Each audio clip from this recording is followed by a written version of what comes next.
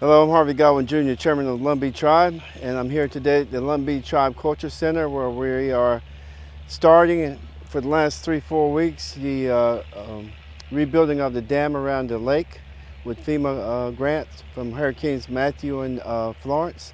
And with me today are the project managers, Jewel LJB Engineering, Mr. Al Ray is the inspector on site. And you of course know Dr. Frida Porter, who is over this whole project and has seen it from the beginning, and also Mr. Matt Locklear, the Lumbee Tribe Inspector and Project Manager for this tremendous endeavor that's taking place here. We're going to show you some film throughout this video that will give you, our people, and everyone how to manage water after the hurricanes and how to rebuild a dam and what it's going to do for our culture center. So I hope you'll find this informative, and we'll do this about every 2 or 3 weeks to keep you informed. Mr. Ray, could you give us an idea of how the project is proceeding and whether it's on schedule? Yes, Dr. Porter, I'm very pleased to talk about this very important project. Despite the weather challenges, the contractor is working very efficiently and they are on schedule as far as we can tell. The only surprise is that we haven't had that many surprises because so much detail work has been done before the work started.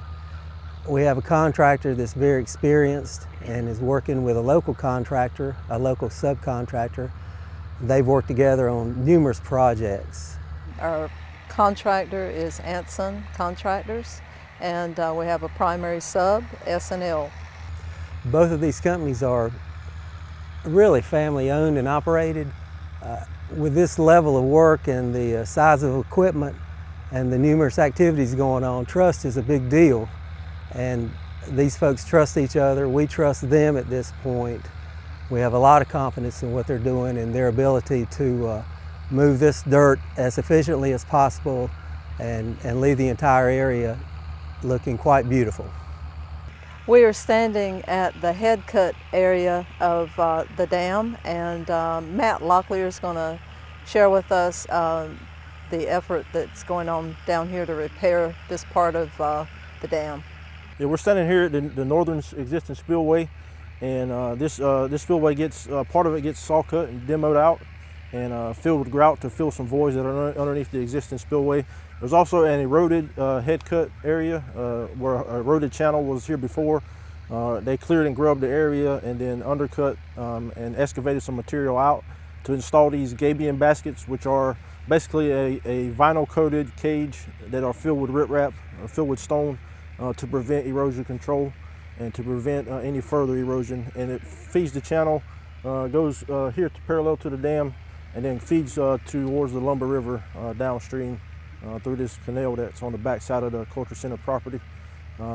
It takes quite a bit of work and effort. You have to hand tie them together, and basically it forms a solid wall that will allow water to pass through but will prevent any erosion and sediment control. We wanted to use this opportunity to thank one of our tribal members, Mr. David Dees. He is one of the adjoining landowners. Could you tell us a little bit about what he's done, his property, and how we're using it? We are thankful for him to allowing us. He gave us a temporary construction easement to get this head cut area taken care of, and that allowed us to go in and do the clearing to actually get access to the work to be able to do that. Of course, that required removing some trees from his property, and he agreed along with our clearing subcontractor to get those trees removed and kind of split the difference on the cost, which saved everybody in the long run a lot of headache and a lot of time-consuming efforts.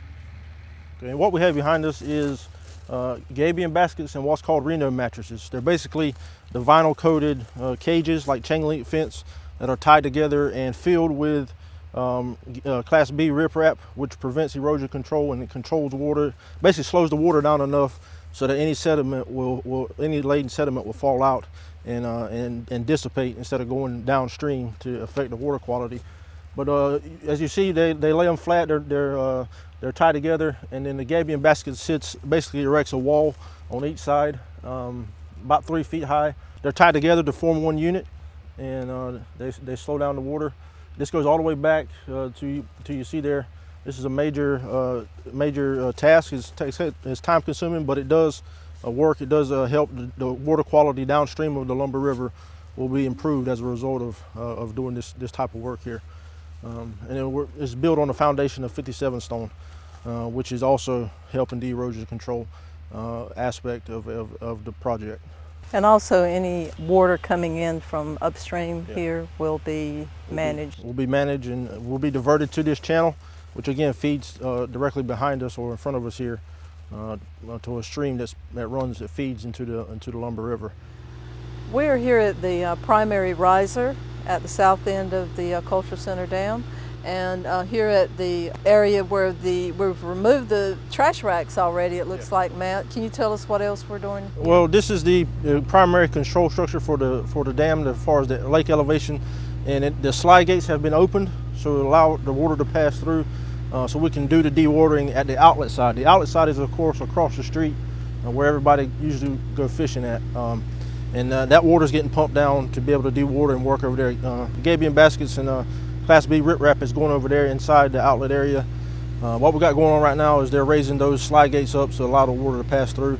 The trash racks around it has been removed in order to be repaired, and these slide gates, the manual parts, are going to get replaced as well. So right now what we see is just the small amount of water that just kind of sits in the bed of the lake. Yeah. Now when it does rain, it does kind of fill back up. That's why they have to control the water is a big item on this bid project, and it's a big cost associated with it, doing it 24/7. And what we see out here is some sandbags and the sandbags is what they're using as their primary means of controlling the water to kind of dam it up and bypass pump it around the work area to be able to do the work in the dry. That's what a contractor's responsibility is. And as what we hear over on the other side is the 6-inch pump. Pumping operation, the dewatering operation is across the street over there, pumping downstream. Again, we're pumping clean water to clean water from stream to stream. Again, that's very important. Because that's a big issue as far as erosion control. Right. To be able to dissipate that water before it re-enters the Lumbee River. Right. Many of you golfers may have started playing golf out here at Riverside Country Club just like I did 40 years ago, and there's hundreds of you out there. Many of us wouldn't have been able to learn how to play golf if it hadn't been for the vision of our people starting the Riverside Country Club. But there was always this hole that had a historical cemetery at the top of it, and it was sacred to everyone that played golf here, and we were very cognizant of it and protective of it. And here you can see some of the foundation that goes around the small cemetery, and I know myself I've hit a few balls into it, but I noticed one thing: when we did that, any golfer that hit a ball into the cemetery, we were very respectful of where that ball was and how we retrieved it out of that particular spot. So rebuilding the dam at the Culture Center around the lake really encapsulates the whole property of the Culture Center. With that being said, Matt, tell us what we're doing to protect this historical landmark and how we're protecting the different parts of the environment out here that are important to our people. What we're doing to best ensure protection here, especially around the historical graveyard here, is we got this orange safety fence, protection fence. It's an identifier, a marker to let anybody know any foot traffic or vehicle traffic will not be accessed here through the protection fence. All the operators on the equipment know if they see that fence, it's a kind of a construction standard to not enter that area with a vehicle or a piece of equipment.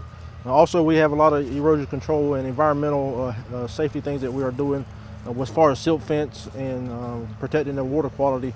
But it's an overall encompassing eye on safety for the environment and for the land here at the Culture Center.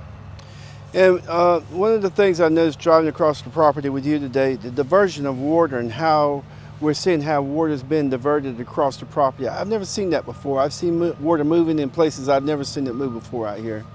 We're doing that by dewatering is a big issue, as you know, for the dewatering, but you're using that by bypass pumping is the preferred means that we're using, and we're pumping from the clean stream to a clean stream, and using dissipators to slow down the flow of water. So a lot of the the work has to be done in the dry, as the contractors call it, which means any excavation has to be dewatered and pumped down, and we're doing that by bypass pumping and temporary coffer dams to eliminate any risk of flooding the work areas that the guys will be working in. So as I ride across the property today and see the magnitude of this project, it just reminds me, representing the Lumbee people, that we found the right person at the right time to manage this project on behalf of the Lumbee people. So thank you, Matt. I appreciate everything you're doing. Appreciate it. Thank you. Yes, sir. For updates on this project, we plan to provide videos every 2 weeks on average, and I would like to also take this time to thank our FEMA contacts, our PDMG, and the people associated with this project at FEMA, also our state officials and the Department of Public Safety Office.